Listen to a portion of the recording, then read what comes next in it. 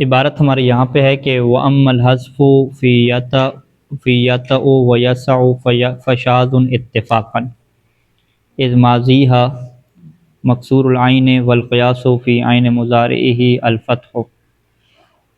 یہاں پہ گفتگو ہماری چل رہی تھی کس میں جی؟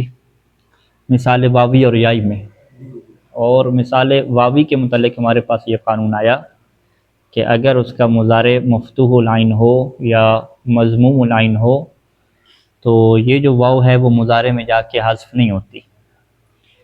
اور پھر کچھ مثالیں مصنف نے شاذ کی کیا بیان کی، انہی شاذ مثالوں میں سے دو اور مثالیں ہیں، جس میں سے ایک مثال یاتعو کی ہے اور ایک مثال یسعو کی ہے۔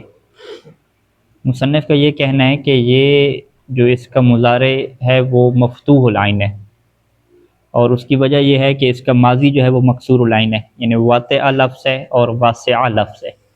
تو واطعہ اور واسعہ سے عام طور پہ قیاس یہ رہتا ہے کہ اگر حروف ہلکی اس کے اندر موجود ہوں تو وہ فعل مضارع اس کا مفتوح العین ہوتا ہے، تو لہٰذا اس کا فعل مضارع ہمیں مفتوح العین ملا۔ جب مفتوح العین ملا تو وہاں پہ گرائیں گے یا نہیں گرائیں گے؟ قانون یہ ہے کہ نہیں گرتا، فقط کہاں پہ گرتا ہے؟ مکسور میں گرتا ہے، وعدہ یعد وزن یزن وہاں پہ گرتا ہے، مفتوح میں اور مضموم میں نہیں گرنا چاہیے تھا، لیکن یہاں پہ کیا گرا ہوا ہے؟ تو جب یہ گرا ہوا ہے تو اس سے ہم کیا کہیں گے؟ فشاذ اتفاقاً، کہ یہ تو اتفاقی طور پہ پھر شاذ ہی ہو جائے گا، یعنی یہ قاعدے کے تحت نہیں ہے، قاعدے سے کیا ہے؟ نکل گیا ہے۔ اچھا، شاذ ہونے کی وجہ یہی ہے کہ اذ ماضیہا مکسور العین، ماضی مکسور العین جب ہوتا ہے تو والقیاس فی عین مضارع الفتح، تو اس کے پھر مضارع میں، مضارع کے عین میں کیا قیاس بنتا ہے کہ وہ مفتوح ہونا چاہیے۔ ٹھیک ہے، یہ اصل اوپر جو قاعدہ تھا یادا، یہ بھی پھر اصل سے ہٹا ہوئی ہے نا۔ اگر یہ یفعلو یا یفعلو کے وزن پہ واو نہیں گرتی، لیکن ان کے یہ اصل میں گرتی ہے۔ کہاں پہ؟ مشدہ۔ ہاں یہ سارے شاذ ہی ہیں نا، سارے شاذ کا ہے۔ یہاں پہ وہ دو نظریے تھے نا، ایک کو کہتے تھے شاذ ہے، دوسرے کہتے تھے شاذ نہیں ہے، یہ دو تو آپ یاد کریں نا کیا صورت حال ہے۔ تو اس طرح کی چیزیں آنے والی ہیں پیپر میں، ٹھیک ہے، کہ مثلا یازر کے بارے میں کتنے نظریات ہیں ناویوں کے، دو نظریے اور دونوں کی دلائل بیان کریں، یوں کر کے بحث ہے، ٹھیک ہے۔ اچھا، یہاں پہ اب آ جائیں مصدر کے اوپر۔ مصدر میں کیا قانون ہے؟ یعنی اصل میں بات مصنف کی فوکس فعل کے اوپر ہی چل رہی ہے، فعل ماضی، مضارع اور امر، تو یہاں پہ ضمناً جو ہے وہ مصدر کا بھی کیا قانون ذکر کر رہے ہیں۔ کس کا مصدر؟ یعنی مثال واوی کا۔ وَأَمَّا مصدر نحو وعدہ و وزنہ، وعدہ اور وزنہ کا جو مصدر ہے، یہ جو تعبیر ہے کہ مصدر نحو وعدہ و وزنہ، یعنی ان جیسی مثالوں کا وزن، ٹھیک ہے۔ یہاں سے دو چیزیں کہنا مقصود ہوتی ہیں، ایک تو کیا ہے کہ وہ مثال واوی ہو، ٹھیک ہے، وعدہ وزن میں کس کی مثال دی؟ مثال واوی کی۔ دوسرا کیا ہے کہ اس کا جو فعل مضارع ہے وہ بھی کیا ہو؟ مکسور العین ہو، کیونکہ وعدہ یعد اور وزن یزن ہو، تو پھر یعنی یوں ہمارے سامنے بات آ جائے گی کہ اگر مثال واوی میں فعل مضارع مکسور العین ہو تو کیا مصدر میں فاعل فعل یعنی جو واو ہے وہ گر جاتا ہے یا نہیں گر جاتا؟ جب کہ مضارع میں گرتا تھا، مضارع میں گرتا تھا، تو کیا مصدر میں گرے گا یا نہیں گرے گا؟ تو یہاں پہ مصنف کیا کہیں گے کہ مصدر میں آپ کے پاس دونوں آپشن ہیں، آپ فاعل فعل کو گرا بھی سکتے ہیں اور نہیں بھی گرا سکتے۔ فقط گرانے والی صورت میں کیا ہوگا کہ جب فاعل فعل کو گرائیں گے تو پھر آخر پہ کیا لے کر آئیں گے؟ اس کے عوض میں تا لے کر آئیں گے، ٹھیک ہے جی۔ فَيُجُوزُ فِي الْحَذْفُ وَعَدْمُهُ، پس اس کے اندر حذف، یعنی فی کیا مطلب؟ مصدر کے اندر، تو مصدر کے اندر کیا ہے؟ حذف اور عدم حذف دونوں جائز ہوتے ہیں۔ فَتَقُولُ، پس آپ وعدہ یعدو کے جب مصدر بناتے ہیں تو عدتاً بھی کہہ سکتے ہیں اور وعداً بھی کہہ سکتے ہیں، اسی طریقے سے وزن یازنوں سے زینتاً بھی کہہ سکتے ہیں اور وزناً بھی کہہ سکتے ہیں۔ بس اس میں جو تبدیلی آئی ہے کہ یہ جو عین ہے نا اس کا وہ کیا ہو گیا؟ مکسور ہو گیا۔ لیکن آج سے پہلے ہم نے کتاب میں پڑھا تھا، وہ کتاب اس میں تو یہ ایک ہی قاعدہ بیان تھا، فاؤل فیل گراتے ہیں اصل میں ٹائمر ہوتا نہیں کیا۔ ہاں یہ والا، یعنی ابھی یہاں پہ یہ دوسرا بیان ہو گیا، ٹھیک ہے۔ سرمیر میں فقط ایک ہی تھا کہ عدتن بنائیں گے، لیکن یہاں پہ مصنف کیا کہتے ہیں کہ وعدن بنانا بھی جائز، ٹھیک ہے۔ وَإِذَا حُذِفَتِ الْوَاوُ مِنَ الْمَصْدَرِ، اور اگر مصدر سے واو کو حذف کیا جاتا ہے تو پھر اس کا قانون کیا ہے کہ عُوِّضَتْ عَنْهَا تاء فی آخرہ، کہ اس کے آخر پہ کیا آتی ہے؟ تا آتی ہے. کما رأیت، جیسا کہ آپ نے دیکھا. ٹھیک ہے. عدتاً کے آخر میں کیا ہے؟ گول تا آئی ہوئی ہے، اسے کہتا ہے مربوطہ کہتے ہیں. ٹھیک ہے. وقت تحذف شاذن، قد تحذف شاذن کا تعلق کس کے؟ شذوذن کس کے ساتھ تعلق ہے؟ یہ والے ہاں، کہ کبھی واو گرا دیتے ہیں. ٹھیک ہے. میں نے پوری جملہ سنیں نا، پورا جملہ. ٹھیک ہے. کبھی واو گرا دیتے ہیں، لیکن واو گرانے کی صورت میں تا اس کے عوض میں نہیں آتے لے کر آتے، بلکہ جو تا عوض میں لائے ہیں نا اس کو بھی گرا دیتے ہیں. ٹھیک ہے. قد تحذف کی ضمیر کدھر جائے گی؟ تا کی طرف جائے گی. ٹھیک ہے. یعنی عُوِّضَتْ عَنْهَا تاء فی آخرہ، اس کے آخر میں جو تا لے کر آتے ہیں نا، اسی تا کو کیا ہے کبھی شذوذ طور پہ گرا دیتے ہیں. ہاں، یعنی ایک تو آپ نے وعدن بنایا، وعدن سے دوسرا مصدر کیا آ گیا؟ عدتن آ گیا. شاذ والا کیا آ جائے گا؟ عدن آ جائے گا. عدن میں کیا ہوا؟ واو گر گئی، لیکن اس کے عوض میں کیا تا لے کر نہیں ہے، یعنی جو تا لے کر عوض میں آئے تھے اس کو بھی کیا گرا دیا. یعنی آپ یوں کہہ دیں کہ یہاں پہ دو حذف ہوئے. ٹھیک ہے. وہ بھی اور تا بھی. ٹھیک ہو گئی. تو وقت تحذف سے اگر یہ سوال کیا جائے کہ قد تحذف میں جو تحذف کا نائب فعل ہے وہ کیا واقعہ ہو رہا ہے، تو آپ کیا کہیں گے؟ تا جو ہے وہ واقعہ ہو رہا ہے. ٹھیک ہے. اب یہاں پہ شاعر کا جو ہے وہ قول نقل کر رہے ہیں کہ ان الخلیط اجد البین فانجردوا واخلفوک عد الامر الذی وعدوا. عد الامر آ گیا. ٹھیک ہے. تو عد الامر کو آپ سرچ کرتے رہیں تو بھی کیا چیز ہے؟ فعل امر ہے کیا ہے؟ حالانکہ یہ مضاف ہو رہا ہے. عد الامر. ٹھیک ہے. عد الامر کا کیا مطلب تھا؟ عدت الامر. ٹھیک ہے جی. اصل میں کیا تھا؟ یہ عدت الامر تھا. تو دال کے بعد تا کیا یہاں پہ حذف ہے. وہ اخلفو کا یعنی انہوں نے تمہاری مخالفت کی. عدت الامر وعد یا جو وعدے سے ہے نا، یعنی اس معاملے کے وعدے کی خلاف ورزی کی کہ الذی وعدوہ، کہ جس امر اور جس معاملے کا انہوں نے وعدہ کیا تھا. ان الخلیط، خلیط کسے کہتے ہیں؟ جو انسان کا ساتھی ہوتا ہے، رہتا ہے اس کے ساتھ. خلیط جو ہے وہ جمع کے لیے بھی استعمال ہوتا ہے، خبیر کی طرح، ظہیر کی طرح. یہ جو سیغے ہیں نا، خبیر، ظہیر، خلیط، یہ جماعت کے لیے، واحد کے لیے، سب کے لیے استعمال ہوتے ہیں. تو یہاں جمع کے لیے استعمال ہو رہا ہے. ان الخلیط یعنی جو ساتھیوں کی جماعت تھی، اجد البینہ، انہوں نے کوشش کی. اجدہ جد سے، اجد البینہ، بین کسے کہتے ہیں؟ جدا ہونے کو. انہوں نے جدا ہونے کی کوشش کی. فانجردوا، پس وہ جدا ہو گئے. انجردوا یعنی مجرد ہو جانا، نکل جانا. پس وہ نکل گئے، جدا ہو گئے.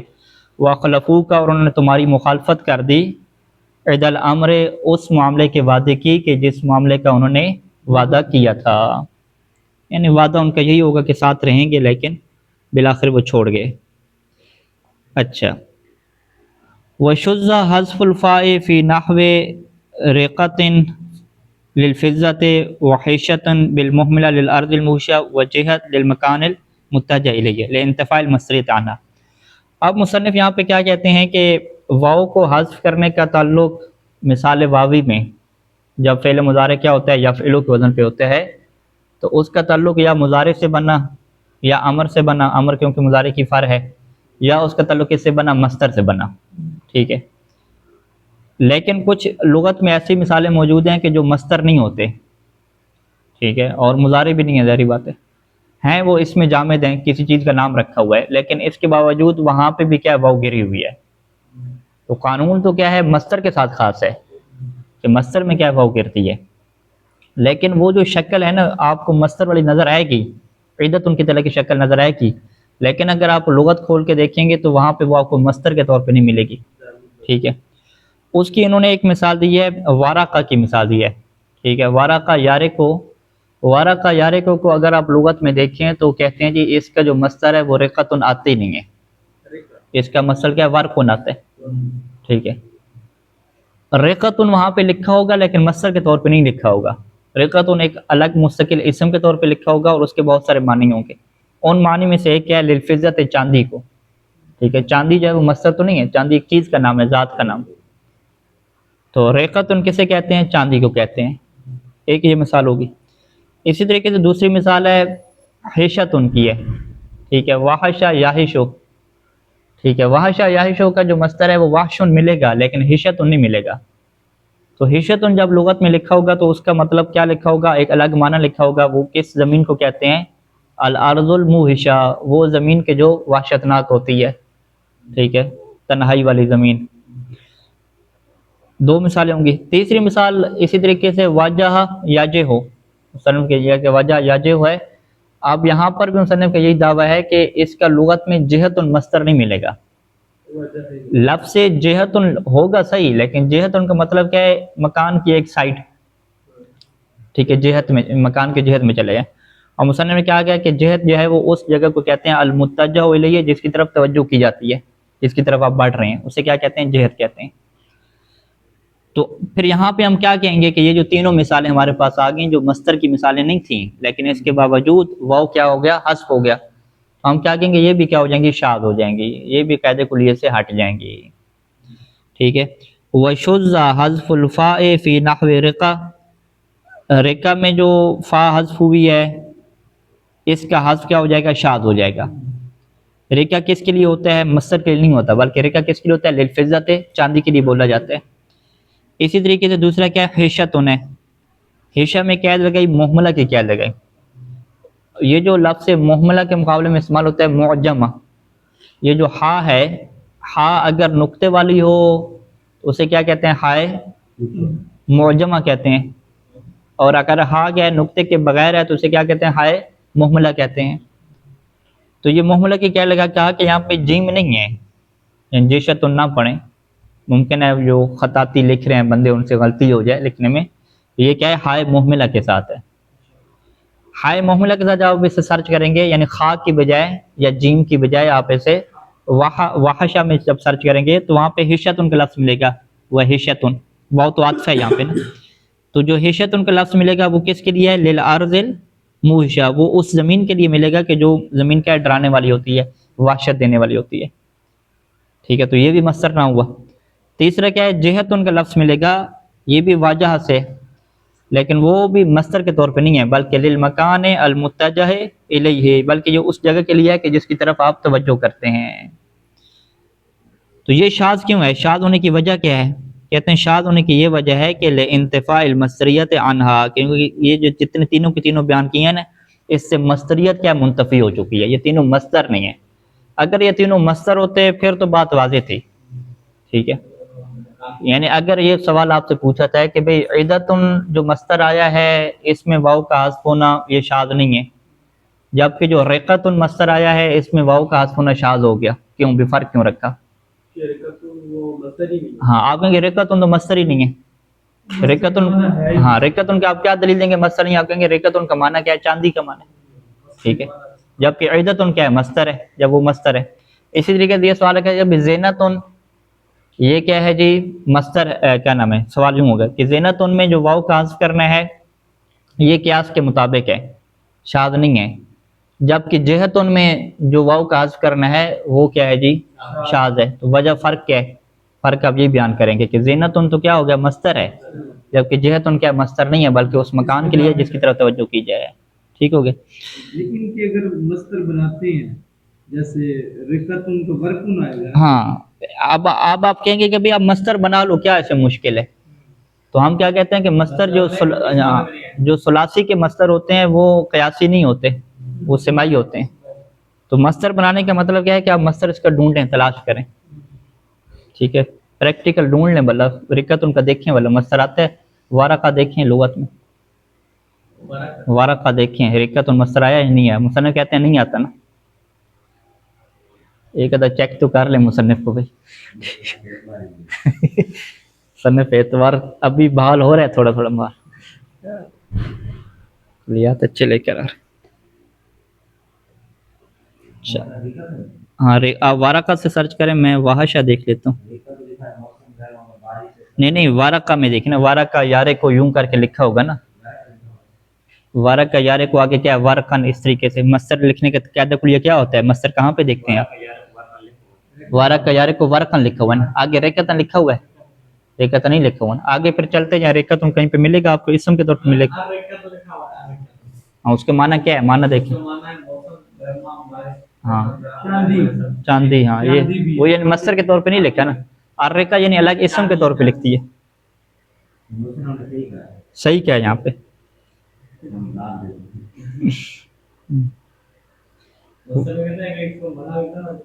ہاں یعنی جب کہ آپ وعدہ میں دیکھیں گے تو وعدہ میں کیا ہے، عدت آپ کو لکھا ہوا مل جائے گا. دال واحشہ میں دیکھ رہا ہوں، واحشہ میں بھی ایسے ہے، واحشہ یاہشو واحشن، ٹھیک ہے.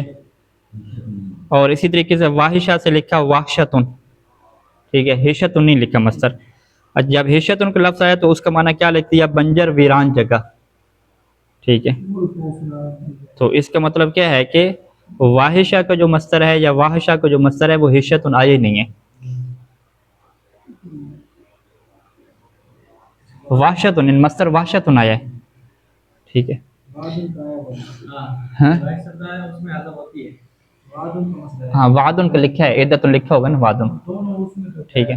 تو اس کا مطلب کیا ہے کہ یعنی مصدر میں جو واو گرتی ہے یہ انہوں نے قانون دیا ہے گرنے کا، لیکن اس کے ساتھ ساتھ یہ پھر لغت کو بھی دیکھیں گے کہ وہ مصدر لغت میں بھی کیا آیا ہوا ہو. تو اگر لغت میں واو گری ہوئی کے ساتھ مصدر آ جائے تو وہ قانون کے مطابق ہوگا، اور اگر لغت میں ایسا مصدر نہ آئے تو پھر آپ اس کو نہیں بنا سکتے اپنی طرف سے. اور اگر مصدر کے علاوہ کوئی اور چیز آ رہی ہے تو اسے آپ کیا کہیں گے؟ شاذ کہہ دیں گے، کیونکہ یہ قانون کس کا تھا؟ مصدر کا تھا. اچھا جی، آگے جو ہے وہ اجوف کے حکم شروع ہو رہے ہیں. حکم الاجوف ان اعلت عینہ وتحرکت لامہ ثبتت العین. اجوف کی ہمارے پاس دو مشہور مثالیں ہوتی ہیں نا، قابلہ اور بایا. قابلہ کو کیا پڑھتے ہیں؟ قالہ، اور بایا کو کیا پڑھتے ہیں؟ باع. یہاں پہ ابھی مصنف کا جو فوکس اس بات کے اوپر ہے کہ یہ جو اجوف میں درمیان میں جو واو اور یا آئی ہے اس کو کب گرایا جائے گا، حذف اس کا کب کیا جائے گا، فوکس اس کے اوپر ہے. باقی یہ بات واضح ہے کہ قابلہ اور بایا میں کیا ہوا ہے؟ اعلال ہوا ہے. اعلال اس کو کیا کہتے ہیں؟ اعلال بالقلب. واو کو الف میں تبدیل کیا ہے، یا کو الف میں تبدیل کیا ہے. اجوف کی بہت ساری مثالیں ایسی ہیں کہ جہاں پہ اعلال بالقلب نہیں بھی ہوتا. یہی آپ جو قالہ کی مثال ہے، اگر آپ اس کو مزید فی میں لے جائیں جی باب مفعلہ میں، تو وہاں پہ آپ کیا پڑھتے ہیں؟ قاولہ پڑھتے ہیں، قاولہ یقاول مقاولتاً. اسی کے بایا یبایع، وہاں پہ حذف نہیں ہوتا، حذف مطلب کہ اعلال بالقلب نہیں ہوتا، ٹھیک ہے.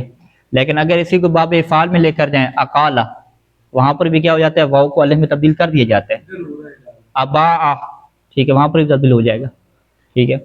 اچھا اسی طریقے سے ثلاثی مجرد کی کچھ مثالیں آپ کو اجوف کی ایسے ملیں گی کہ جہاں پہ وہ اعلال بالقلب نہیں ہوتا، اعلال ہوتے ہی نہیں ہے، وہ فاعلہ کے جو وزن پہ آتے ہیں، جیسے آورہ ہو گیا، ٹھیک ہے. آورہ میں واو ایسی ہے، ٹھیک ہے، آورہ ہی پڑھتے ہیں، ٹھیک ہے. آورہ ہوتا تو آرہ پڑھتے، لیکن آورہ کیا وہاں پہ پڑھا جاتا ہے. اس طرح کی کیا ہے؟ طاولہ کی کیا مثال ہے؟ لمبا ہونا نا، طویل، طاولہ کی مثال ہے، ٹھیک ہے. ہاں نہیں، طاولہ کو تالا پڑھتے ہیں، ہاں ٹھیک ہے، طاولہ کو تالا پڑھتے ہیں، خاوفہ کو خافہ پڑھتے ہیں، ٹھیک ہے. یہ فقط فاعلہ ہے، فاعلہ جو ہے نا وزن، آورہ کے جو وزن ہے، لیکن اس کا آرہ پڑھا جاتا ہے، پڑھتے ہیں اس کا نہیں. یعنی اجوف کی کوئی ایسی مثالیں نہیں جہاں پہ اس کو اعلال نہ کرتے ہوں، پھر وہ کون سی مثالیں بنیں گی؟ نہیں یہ تو ہو جاتے ہیں تبدیل، قالہ وغیرہ یہ ہو جاتے ہیں. بہرحال کچھ مثالیں ایسی ہوں گی، ہمیں مزید فی میں تو ملتی ہیں، یعنی قالہ کو باب مفعلہ میں لے کر جاتے ہیں تو وہ ثابت رہتے ہیں. تو اب جو ہے وہ قانون کہاں سے شروع ہوگا؟ مصنف کیا کہیں گے کہ سب سے پہلے جو ہے وہ آپ یہ دیکھیں گے کہ اس کی عین الفعل میں اعلال ہوگا یا اعلال نہیں ہوگا، یہ پہلا نقطہ ہوگا، ٹھیک ہے. اگر اس کی عین الفعل پہ اعلال ہوگا، جو کہ عام طور پہ ہوتا ہے قال اور والا، تو اس کے بعد آپ دیکھیں گے کہ اس کا جو آخری ہے لام الفعل، کیا وہ متحرک ہے یا وہ ساکن ہو گیا ہے، ٹھیک ہے، جزم بالسکون جسے کہتے ہیں، ٹھیک ہے جی. اگر وہ ساکن ہو آخری تو پھر آپ کیا کہیں گے جی؟ عین الفعل کو کیا کریں گے؟ حذف کر دیں گے، ٹھیک ہے جی. اور اگر وہ متحرک ہوگا تو پھر عین الفعل حذف نہیں ہوگا. یہ جو قالہ کی گردان ہم کرتے ہیں، قالہ میں جو ہے وہ لام الفعل اس کا کیا ہے؟ متحرک ہے، قالا تسنیہ کے صیغے میں متحرک ہے، قالو جمع میں بھی کیا متحرک ہے، اور چوتھے میں آ جائیں قالت یہاں پر بھی متحرک ہے، قالتا یہاں پر بھی متحرک ہے، لیکن آگے جب گئے ہم نون اناث لگائی تو لام اس کا آخر کیا ہو گیا، ساکن ہو گیا نا، قولنا بن گیا نا، قولنا۔ اب قولنا میں واؤ کو کیا اڑا دیں گے، ٹھیک ہے، تو اب واؤ کو جب اڑائیں گے تو سیدھی نیچرل ترتیب دیکھیں تو قلنا بنتی ہے نا، لیکن مصنف کیا کہیں گے کہ واؤ کو اڑانے سے پہلے اس سے کیا ہے آپ کو قبول نہ کریں گے، یعنی جو فعلہ ہے اس کو فاؤلہ بنا دیں گے، ٹھیک ہے۔ اور اس کی وجہ کیا ہوگی کہ جب آپ یہاں پہ آئین کو حذف کریں گے اس کا، تو آئین کی حرکت پہلے والے کو دیں گے، جب آئین کی حرکت آپ پہلے والوں کو دیں گے تو وہ پھر حرکت اس بات کی دلیل ہوگی کہ یہاں سے جو ہے وہ آئین کیا ہے اڑ چکا ہے، کیونکہ میں اسی کی حرکت ہوں جو یہاں پہ اس کی نیابت میں آ چکی ہوں، ٹھیک ہے جی۔ تو یہ یعنی پہلا قانون ہو گیا، یعنی اگر ہم یہ سوال کریں کہ اجوف کا عین الفعل کب حذف ہو جاتا ہے، تو اس کا پہلا ایسا کیا ہوگا کہ اجوف کے عین الفعل معطل ہو، یعنی اس کا علال ہو چکا ہو، علال بالقلب، اس کے بعد اگر لام الفعل متحرک ہو تو حذف نہیں ہوگا، اگر لام الفعل کیا ہو ساکن ہو تو پھر کیا حذف ہو جائے گا، واضح، یہ شارٹ کٹ ہوگی۔ اب عبارت میں آ جائیں، حکم الاجوف ان اعلت عینہ، اعل سے فعل مجہول کا صیغہ پڑھیں گے اعلت عینہ، یعنی اگر اس کے عین کا اعلال کر دیا جائے،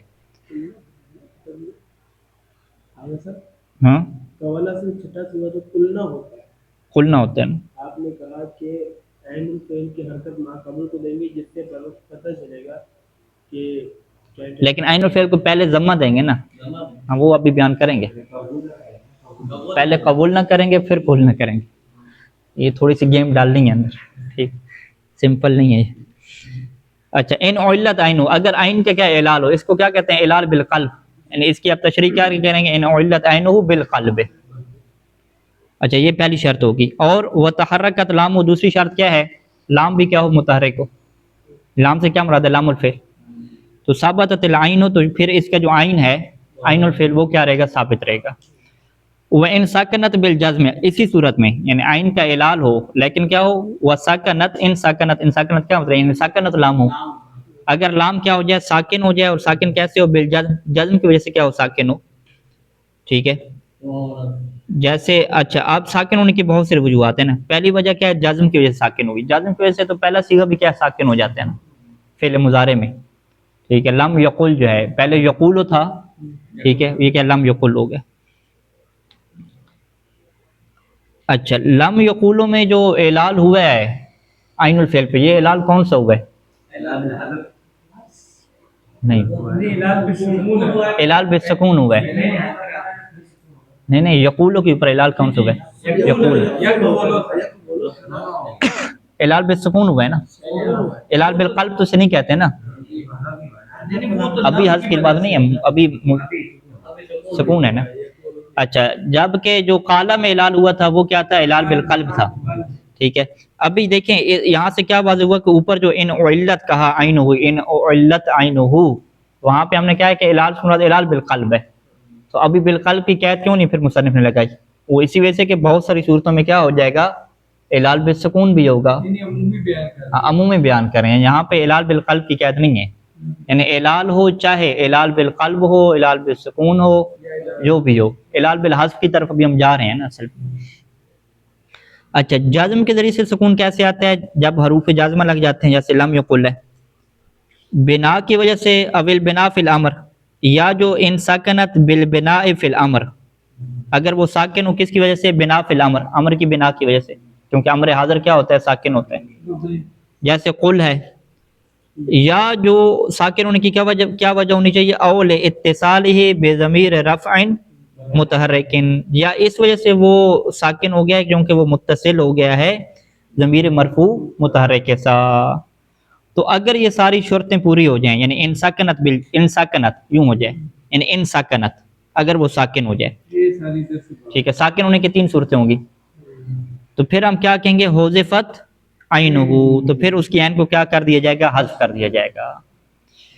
اچھا، اب عین کو حذف کرنے کے لیے کیا ہوگا، ایک تحویل اسے کہتے ہیں، مصنف لے کر آ رہے ہیں کہ تحویل کیا ہے، تبدیلی کرنا، بدلنا، وذالک فی الماضی بعد تحویل فعل بفتح العین الی فعل بضمها، ٹھیک ہے. وذالک ذالک کیا مطلب یعنی عین کا حذف کرنا.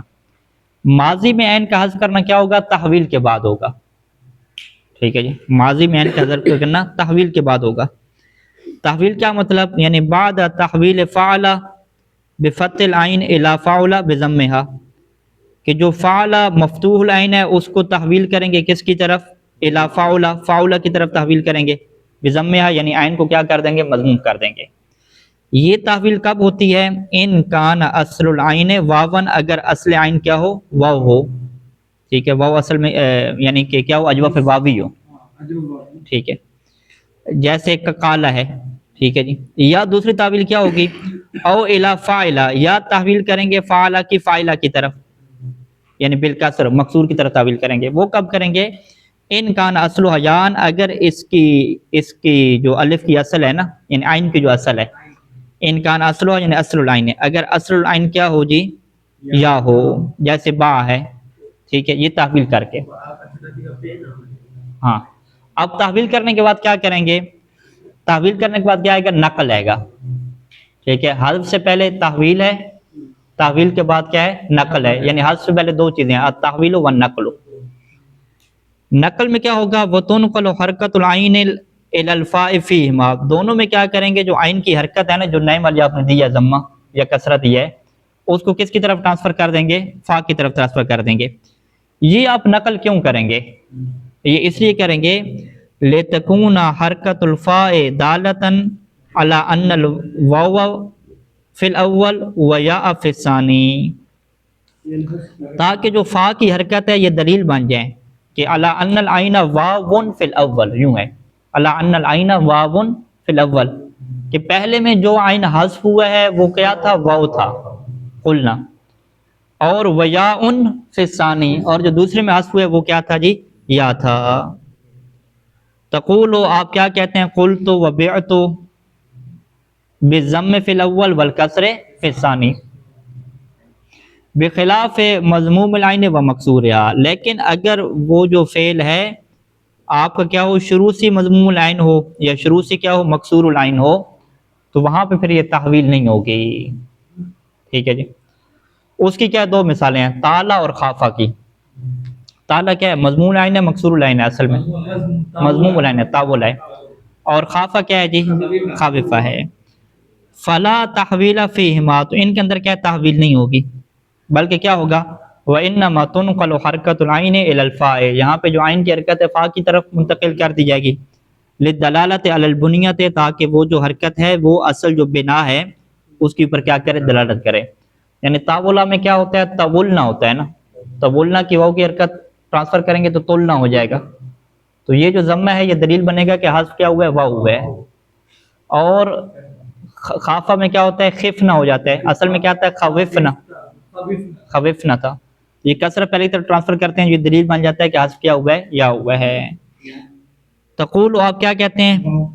تلتو یا تلتا, اور خفتو کہتے ہیں بالضم فی الاول والکسر فی الثانی. ٹھیک ہے جی. ھذا فی المجرد, یہ جو قانون ہے وہ کہاں پہ ہمارے ساتھ لگا جی؟ مجرد میں لگا. والمزید مثلہ فی حذف عینہ, مزید بھی کیا ہے؟ اسی کی طرح. یعنی یہ قانون ہمارے سامنے کیا آیا کہ اجوف کی واو اور یا کو کب حذف کر دیا جاتا ہے, تو اس کا قانون ہم نے کیا بنایا کہ اگر عین الفعل کیا ہو؟ معتل ہو, اعلال ہو چکا ہو. عین الفعل کا اعلال ہوا ہو, چاہے اعلال بالقلب ہو یا اعلال بالسکون ہو, اور لام الفعل متحرک ہو تو وہ باقی رہے گا, اور اگر لام الفعل کیا ہو جی؟ ساکن ہو, تو پھر کیا ہے؟ وہ گر جائے گا, لیکن اس گرنے سے پہلے کبھی تحویل ہوگی اور کبھی تحویل نہیں ہوگی. یہ خلاصہ ہو گیا. ٹھیک ہے. والمزید مثل, مزید میں کیا کہیں گے؟ کہتے ہیں مزید بھی اسی کی طرح ہے فی حذف عین ہی, اس کی عین حذف کرنے میں. وہاں پر بھی شرط کیا رہتی ہے؟ یہی رہتی ہے کہ ان ساکنت لامہ و اعلت عینہ بالقلب, یہاں پر دو شرطیں رہتی ہیں کہ لام ساکن ہو اور عین کے اندر کیا ہوا ہو؟ اعلال ہوا ہو. یہاں اعلال کے ساتھ قید لگائی ہے کس کی؟ قلب کی قید لگائی ہے کہ اعلال بالقلب ہو, یعنی الف میں بدلی ہوئی ہو. دو مثالیں دی ہیں اقامتو اور استقامتو کی. یہ اقامہ سے ہے, باب افعال اور باب استفعال. ٹھیک ہے. اقوامہ تھا اصل میں, اقوامتو تھا, تو اقوامتو میں واو کو گرا دیا. ٹھیک ہے. اقوامتو میں واو کو کیوں گرایا؟ لام الفعل ساکن ہے. کہاں پہ لام الفعل ساکن ہے؟ اقوامتو میں. لام الفعل ساکن ہے میم. اقوام تو میم کو کیا کہتے ہیں؟ لام الفعل کہتے ہیں. اس تک وم تو میں بھی کیا ہے؟ میم کیا ساکن. ٹھیک ہے. اور ساکن ہونے کی یہاں پہ وجہ کیا بن رہی ہے؟ کیونکہ ضمیر مرفوع متحرک کے ساتھ کیا ملی ہوئی ہے؟ ساکن ہونے کی وجہ بنی. اچھا وَإِن لَمْ تُعْلَ الْعَيْنُ لَمْ تُحْذَفْ، اور اگر اس کے عین میں اعلال نہ ہوا ہو، یعنی پہلی شرط نہیں، دوسری شرط اس ترتیب کے مطابق. دوسری شرط کیا ہو جائے؟ ختم ہو جائے. دو شرط لگے نا کہ لام الفعل ساکن ہو اور عین میں اعلال ہو، اعلال بالقلب. اگر عین کے اندر اعلال نہ ہوا ہو تو لم تحذف، تو پھر اس کو آپ حذف نہیں کریں گے. اور وہ کہاں پہ ہوتا ہے؟ باب مفعلہ وغیرہ میں. ٹھیک ہے. قاوما اور قواما، ہاں اس میں آپ ضمیر مرفوع متحرک لگا بھی دیں، قاومتا قاومتو، تو پھر بھی واقع رہے گی، باقی رہے گی. وصلی اللہ علی محمد وآلہ اجمعین. یہی اور